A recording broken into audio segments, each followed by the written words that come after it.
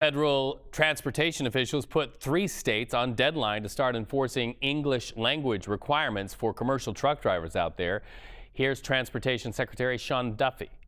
It was in May that DOT put out a rule that indicated that we were going to take out of service truck drivers who were not proficient in speaking the English language.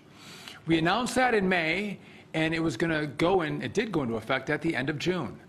Now, when we did that, there was a lot of press that complained to us that we were being unfair to people, that we were being mean to people.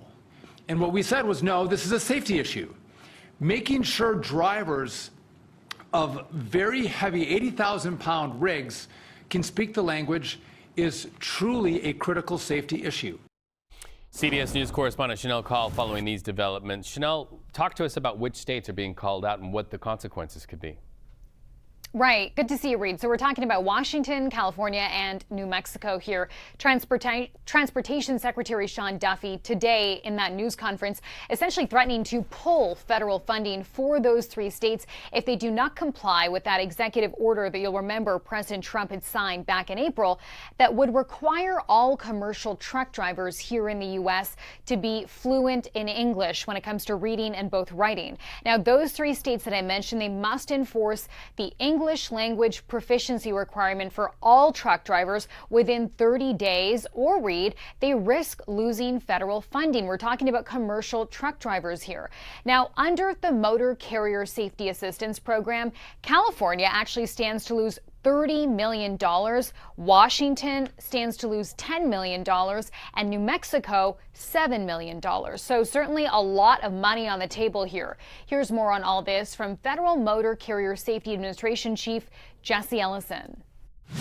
Today, the Federal Motor Carrier Safety Administration will be serving a notice of proposed determination of nonconformity to the states of California, Washington, and New Mexico. Commercial drivers must be able to read and speak the English language sufficiently to converse with the general public, to understand highway traffic signs and signals in the English language, to respond to official inquiries, and to make entries on reports and records. The states must enforce ELP requirements to maintain MCSAP funding. And Reed, the timing here is really important to note as well. This move comes just a few days after a truck driver in Florida allegedly made an illegal U-turn on a highway, killing 3 people. Now, the government is saying that driver was here in the U.S. illegally. They also say that he'd gotten his driver's license and work permit in California. Again, one of the 3 states here in the U.S. that the government is closely looking at going forward. As for reaction to this story, the American Truckers Association is praising this new rule. In a statement, they say the announcement is, quote, a necessary and welcome step toward ensuring safety and accountability on our nation's highways. Now, something I was curious about, Reed, today was just how many people this will impact. The data here on the amount of commercial truck drivers that this rule would actually impact varies between organizations, but all of the data is showing that foreign-born drivers make up less than 20% of the entire workforce. But important to note, that number actually doesn't break down how many of those drivers don't speak English. Important to drill down on those numbers. Shanelle Kaul, I appreciate you doing that. Have a good day, friend.